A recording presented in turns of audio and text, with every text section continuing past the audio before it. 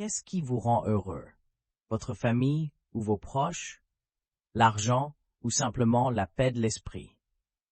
Dans les moments de tristesse ou de découragement, il peut être difficile de trouver le bonheur. Pourtant, les stoïciens de l'Antiquité, comme Marc Aurèle, Sénèque et Épictète, avaient une définition différente du vrai bonheur. Ils ne voyaient pas le bonheur comme les médias le dépeignent aujourd'hui, ni comme la plupart des gens le conçoivent. Alors, comment pouvez-vous surmonter la tristesse et atteindre le bonheur à la manière des stoïciens? Aujourd'hui, nous allons partager avec vous des principes stoïciens éprouvés par le temps, qui peuvent vous aider à vaincre la mélancolie et à devenir plus heureux en 2024. Ces principes sont si puissants, si pratiques, que même si vous ne choisissez d'en appliquer que 2, ils changeraient votre vie à jamais. Alors, accrochez-vous et restez attentifs, car cela va être une expérience qui va changer votre vie. Laissez notre voyage commencer. 1. Arrêtez de douter de vous-même. Commencez à croire en vous. Le doute est un adversaire redoutable, tapis souvent dans nos pensées, tel un invité indésirable. Mais voici le problème. Il ne s'agit pas d'éradiquer complètement le doute. Il s'agit de le gérer avec un état d'esprit stoïcien. Voyez-vous, même les stoïciens n'étaient pas immunisés contre le doute de soi, mais ils connaissaient l'art de le dompter. Prenons Marc Aurèle, par exemple, un homme qui dirigeait un empire, mais trouvait le temps de s'interroger et de se conseiller lui-même. Son approche ne consistait pas à ignorer le doute, mais à le défier. Il se demandait, cette pensée est-elle bénéfique? Améliore-t-elle ou entrave-t-elle ma vie? C'est un signal pour nous. Lorsque le doute nous envahit, nous pouvons l'affronter avec ces questions, le transformant d'un obstacle en un outil d'autoréflexion et de croissance.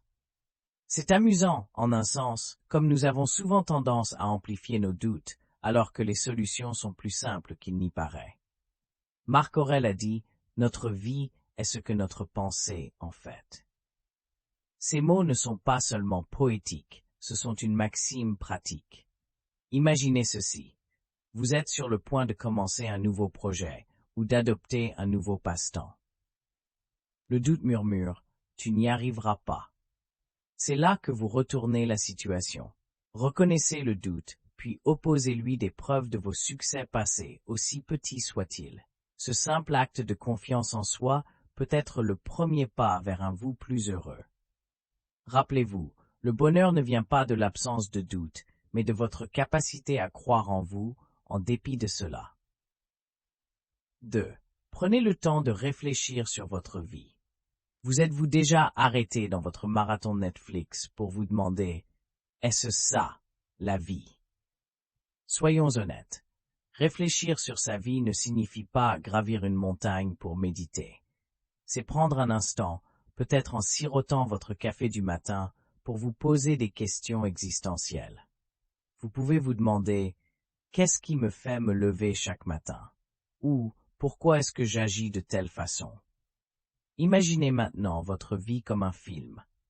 Le regarderiez-vous ou piqueriez-vous du nez avant même la fin du générique? Réfléchir ne consiste pas à être dur avec soi-même, mais honnête. Si votre routine quotidienne était une vidéo YouTube, la likeriez-vous ou passeriez-vous votre chemin? Rappelez-vous, vous êtes le réalisateur de ce spectacle. C'est entre vos mains de le rendre digne d'un visionnage marathon. Parlons rêve, maintenant. Pas ceux étranges où vous arrivez au travail en pyjama, mais vos vrais rêves, ceux qui vous tiennent tellement à cœur. Sont-ils entassés sur une étagère à prendre la poussière? Il est temps de les épousseter. Décomposez-les en étapes aussi simples que votre liste de tâches quotidiennes. Pensez-y, si vous arrivez à vous rappeler de charger votre téléphone chaque soir, vous pouvez certainement faire de petits pas vers vos rêves. L'histoire de votre vie est la vôtre à écrire, alors faites-en une dont vous seriez fier de parler. 3. Concentrez-vous sur ce que vous pouvez contrôler. L'imprévisibilité de la vie peut parfois sembler accablante, Mais il existe un secret pour rester serein, se concentrer sur ce que l'on peut contrôler. Tout comme lorsque vous jouez à un jeu vidéo, vous ne pouvez pas contrôler la conception des niveaux ou le comportement des autres joueurs, mais vous pouvez maîtriser vos mouvements. De même, dans la vie, concentrez-vous sur vos actions, pensées et attitudes. Ce sont vos manettes et vos boutons. Utilisez-les à bon escient. Sénèque, un philosophe stoïcien bien connu, s'est retrouvé un jour exilé. La plupart verraient l'exil comme une perte de contrôle, mais pas Sénèque. Il s'est tourné vers l'intérieur, se concentrant sur ses écrits et ses pensées, cultivant son jardin intérieur. Ce n'était pas une retraite, mais une focalisation stratégique sur ce qu'il pouvait contrôler. Ses écrits de cette période témoignent du pouvoir de diriger son énergie là où ça importe le plus. C'est une leçon aussi pertinente aujourd'hui qu'elle ne l'était dans la Rome antique. Certaines choses dépendent de nous et d'autres pas. Cette citation, souvent attribuée à Épictète, encapsule l'essence du stoïcisme. Épictète lui-même connaissait les limites de son contrôle et s'est concentré sur sa vie intérieure, ses pensées et ses réponses. En adoptant cette philosophie, nous aussi pouvons devenir non seulement plus heureux, mais aussi plus satisfaits et résilients, tout comme lui, malgré le chaos de la vie. Rappelez-vous, il ne s'agit pas de contrôler la tempête, mais d'apprendre à danser sous la pluie. 4. Soyez bienveillants envers les autres. Il existe un célèbre dicton. On récolte ce que l'on sème. Imaginez jeter un galet dans un lac. Les rides qu'il crée se propagent au loin, atteignant des endroits où le galet n'aurait jamais pu aller. C'est le pouvoir de faire le bien autour de soi. Chaque petit acte de gentillesse, que ce soit tenir la porte pour quelqu'un ou partager un sourire, provoque des ondes dans le monde qui nous entoure. Il ne s'agit pas de grands gestes, c'est la bienveillance quotidienne qui compte vraiment. En illuminant un peu la journée de quelqu'un d'autre, nous éclairons par inadvertance la nôtre. Maintenant, voici l'astuce. Le bien que vous faites trouve souvent son chemin de retour vers vous, mais pas toujours de la manière à laquelle vous vous attendez. C'est comme lancer un boomerang de gentillesse. Il reviendra, parfois sous la forme d'un sourire reconnaissant. D'autres fois, comme une main tendue quand vous vous y attendez le moins. Il ne s'agit pas de comptabiliser, mais de comprendre que nos actions contribuent à un monde plus bienveillant et compatissant. Et dans ce monde, le bonheur trouve un terreau fertile pour s'épanouir. Sénèque, qui comprenait le pouvoir de la bienveillance, a dit un jour, « Là où il y a un être humain, il y a une occasion de bonté. » Sénèque ne se contentait pas de prêcher, il pratiquait la générosité et la bonté, conseillant et aidant souvent les autres sans rien attendre en retour. Sa vie nous enseigne que le vrai bonheur ne vient pas de ce que l'on acquiert, mais de ce que l'on donne. Entrons dans l'année 2024, le cœur ouvert, prêt à répandre la gentillesse. Après tout, une bonne action est un pas de plus vers une vie plus heureuse. 5. Faites moins, mais mieux. Avez-vous déjà essayé de jongler? Commencez avec trop de balles et elles finiront toutes par terre. La vie est un peu comme ça. Essayer de tout faire conduit souvent à peu accomplir. La clé réside dans le fait de faire moins, mais de mieux le faire. Il ne s'agit pas de la quantité de tâches, mais de la qualité de votre engagement. Choisissez quelque chose qui compte vraiment pour vous et donnez-leur le meilleur de vous-même. Cette approche ciblée améliore non seulement vos compétences, mais procure aussi un sentiment de satisfaction et d'accomplissement plus profond. Simplifier sa vie ne consiste pas à avoir moins, c'est avoir plus de ce qui compte vraiment. Élaguez votre liste de tâches pour ne conserver que l'essentiel, tel un sculpteur ciselant l'excédent pour révéler une belle statue. Supprimez le superflu de votre vie pour découvrir vos vraies priorités. Cette clarté mène à l'action, et l'action mène au bonheur.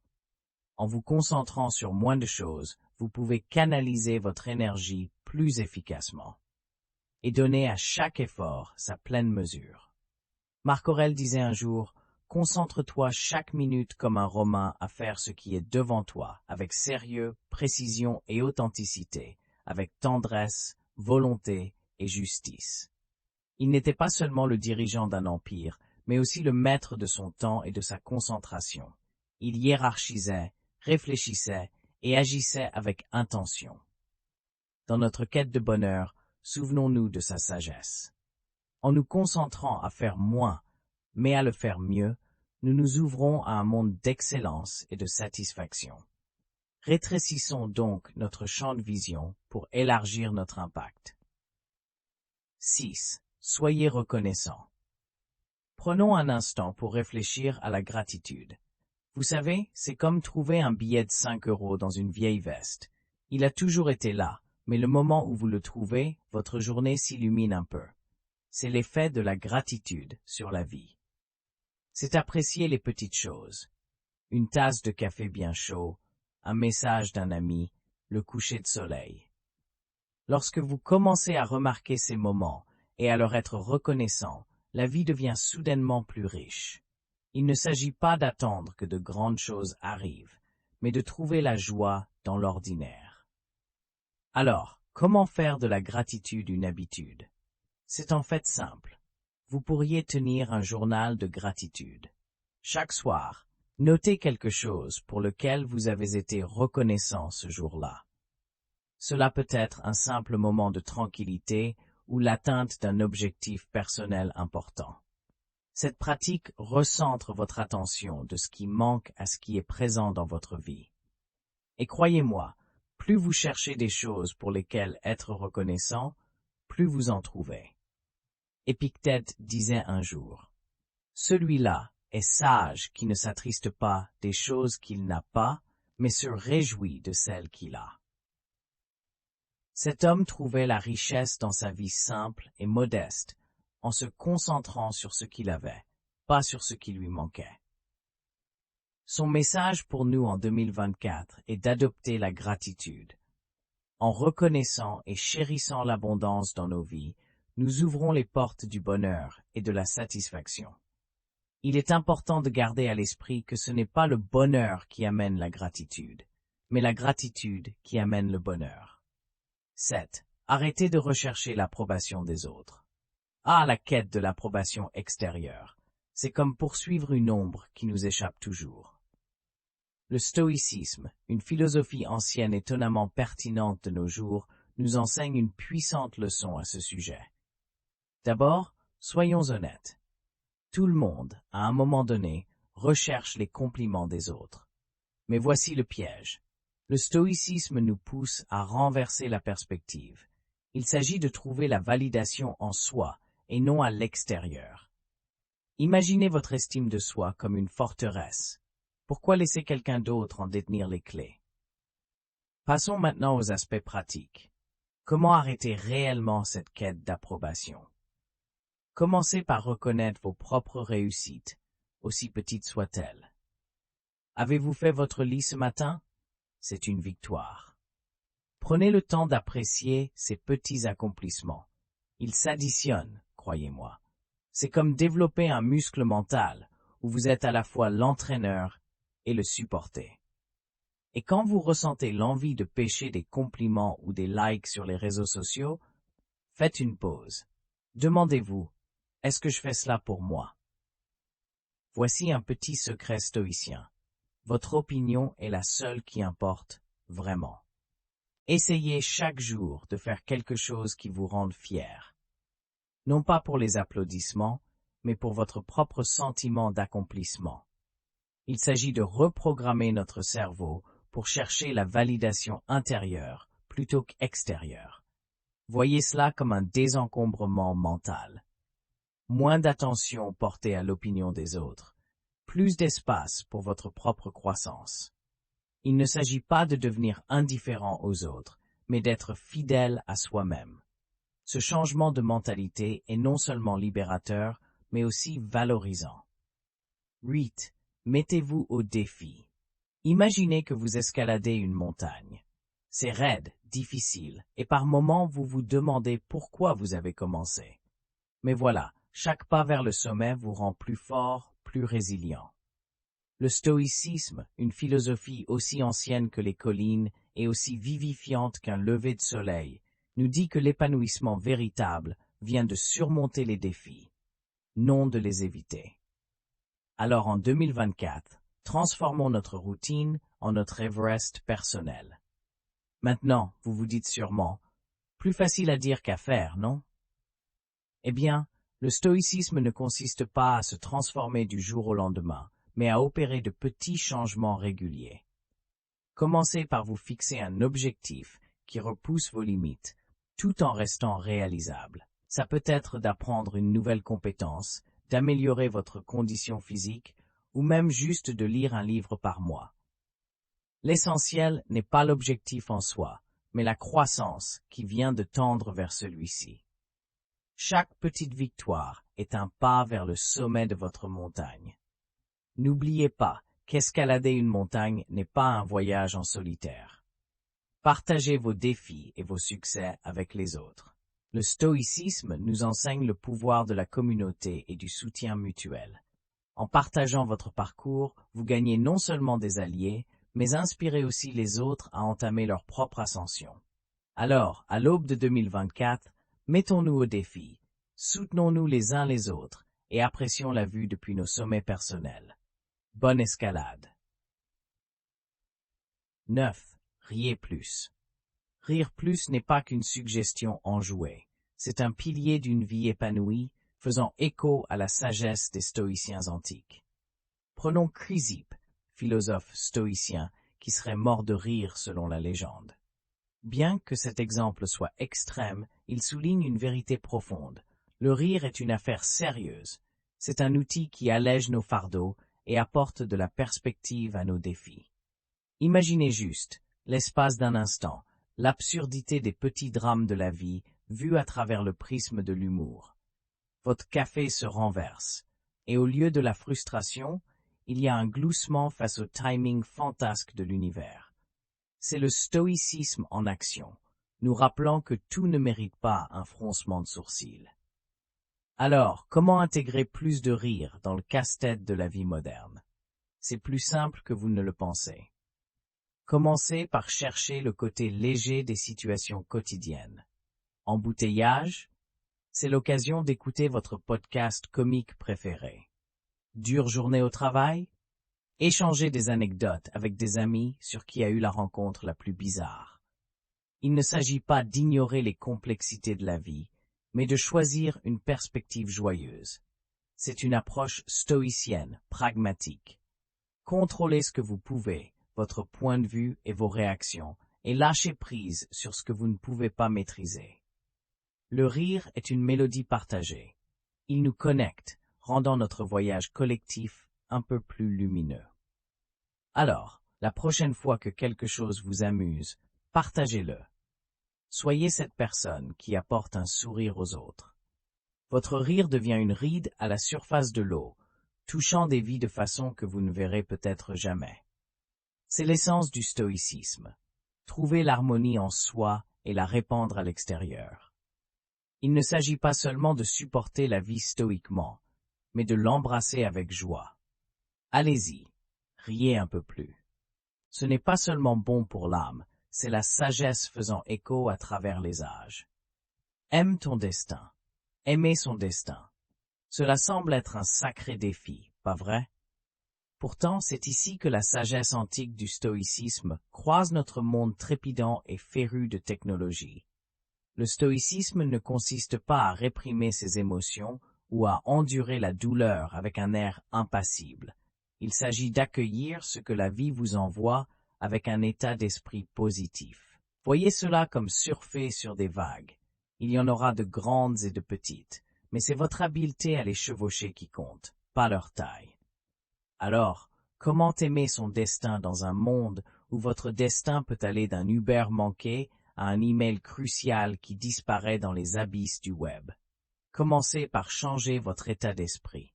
Quand quelque chose ne se passe pas comme prévu, voyez-y une opportunité de grandir. Uber loupé? C'est l'occasion de faire une bonne marche et de profiter de l'air frais. email disparu? Le moment d'améliorer vos compétences tech. Il ne s'agit pas d'être aveuglément optimiste, mais de trouver la lumière dans chaque nuage. Cette approche consiste non seulement à faire le maximum d'une mauvaise situation, mais à transformer les défis en tremplin. Marc Aurèle, philosophe stoïcien et empereur romain, a judicieusement noté que ce qui fait obstacle éclaire la voie. Cela signifie que les obstacles mêmes auxquels vous êtes confrontés peuvent paver la voie vers le succès. La prochaine fois que votre Wi-Fi plante pendant un appel important, au lieu de fulminer, prenez un instant pour apprécier le monde déconnecté. Engagez peut-être la conversation avec quelqu'un à proximité, ou notez ces idées créatives que vous remettez à plus tard.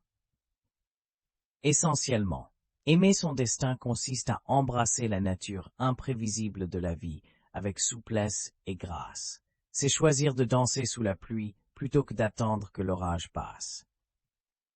Alors que nous entamons 2024, souvenez-vous, la vie ne vous arrive pas simplement, elle arrive pour vous. Chaque virage, détour et trébuchement est une invitation à devenir plus fort, plus sage et plus heureux.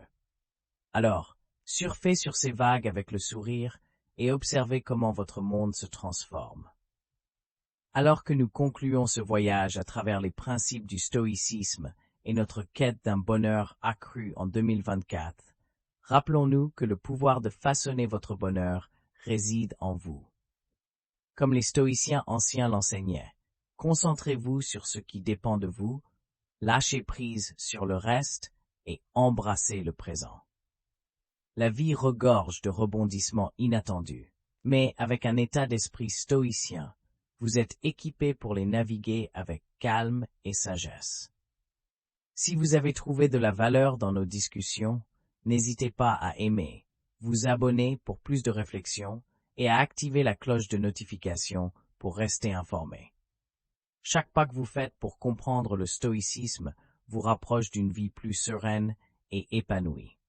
En route pour un vous plus radieux et heureux en 2024.